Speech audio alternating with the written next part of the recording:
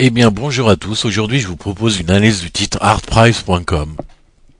Petit clin d'œil à une personne euh, qui m'avait fait connaître le titre à peu près 15 jours avant qu'elle explose, à savoir, elle cotait 9 euros pour 2 mois plus tard, arriver à 44 euros. Eh oui, cette personne est un super fondamentaliste, très doué, et qui s'y mettait des ordres stop, aurait des performances certainement stratosphériques. Voilà, un petit clin d'œil à Jacques.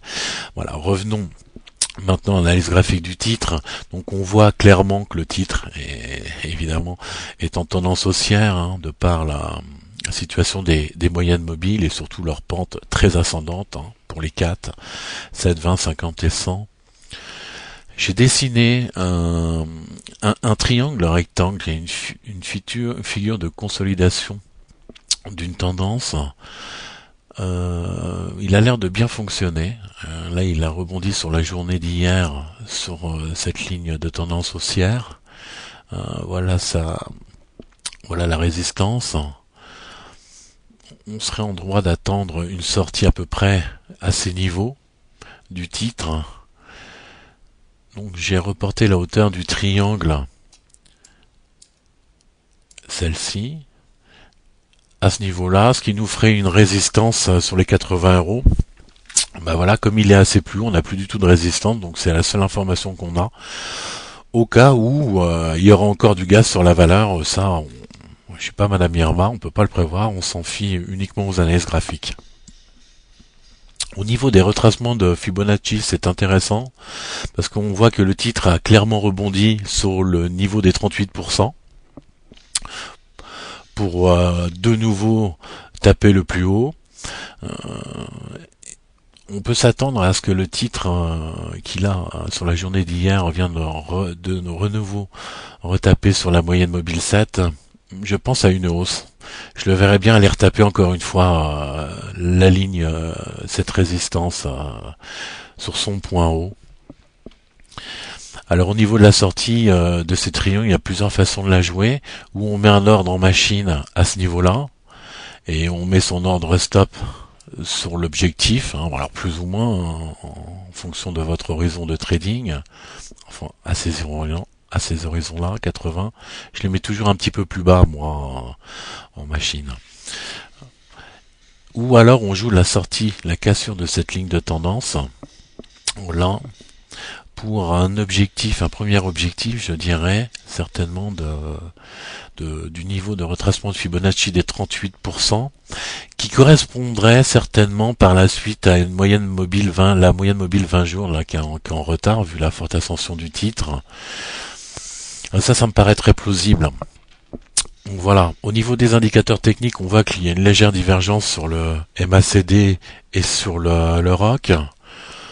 Le stochastique a l'air de croiser, mais je le soupçonnerais de vouloir recroiser à nouveau pour repartir en niveau de surachat. J'anticipe plutôt une hausse du titre vers ce niveau pour atteindre certainement ces eaux-là. Voilà. Alors on va regarder la tendance en hebdo. Là, c'est intéressant.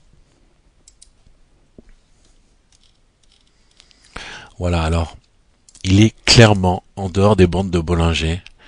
Et il y a une figure très puissante en chandelier japonais qui a l'air de se dessiner. Bon, on n'est pas encore en fin de semaine, mais c'est quand même un avalement baissier.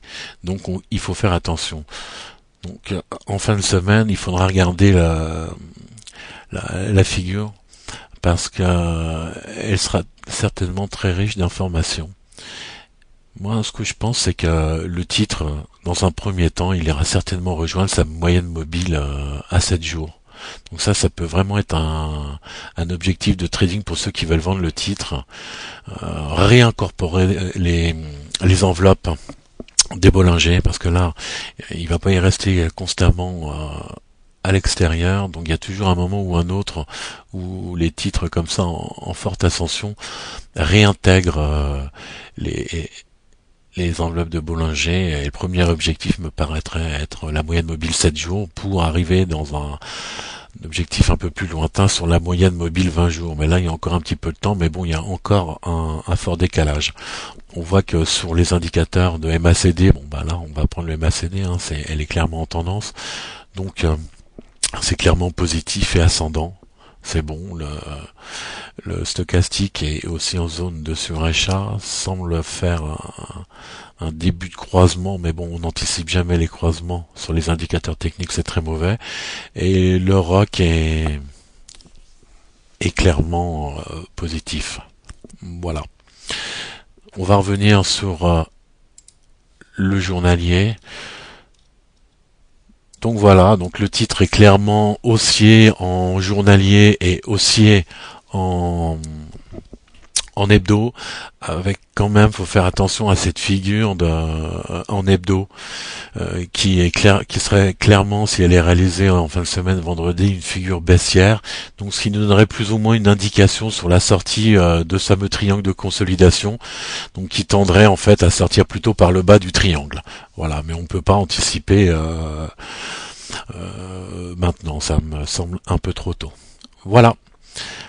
Je vous souhaite des bons trades à tous et à bientôt. Je mettrai certainement en fin de semaine une analyse du S&P 500 que je suis quotidiennement, c'est vraiment mon indice de référence, et également une indice du CAC 40 suite à la figure en diamant que j'avais évoquée en début d'année et me servant comme orientation du titre pour le premier trimestre à venir 2012.